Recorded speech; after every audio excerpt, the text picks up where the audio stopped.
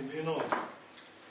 Ko toliko govorimo o tej tekmi, oziroma polčas sem rekel, da smo že na ogrevanju pred to tekmo se kot stranka strinjali in podprli večino programskih izhodišč, ki jih je imel župan.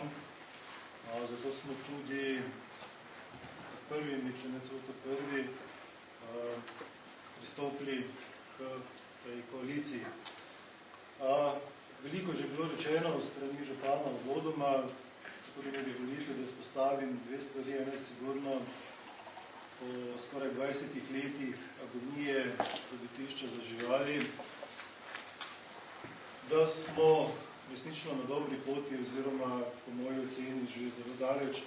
Izpostavil bi pravilni pristop, ki smo ga imeli, na katerega smo že v preteklosti opozarjali, torej da se gre od spodaj na zgor.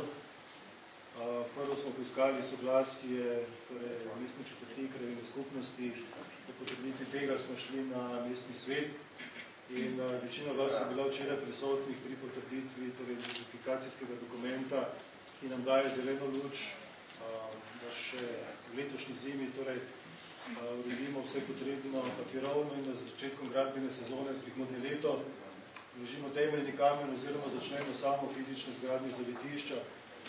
Rok, ki smo si ga zadali, je torej občinski praznik 20. oktober 2009 in mislim, da bo to en izmed, vsaj kar se mene tiče, srečnejših dogodkov tega mandata. Druga stvar, ki bi jo želel izpostaviti, je pa seveda varnostni sosvet, znotraj katerega smo si zadali precej obširne naloge in s temi nalogami bomo nadaljevali. Izpostavil bi tukaj torej problem vandalizma v mestu, navijaške skupine. Seveda gre za dolgoročen proces, ki ga ne moramo rešiti v mandatu, vendar pa mislim, da vsaj eni mehni pozitivni premiki so tudi temu narejeni.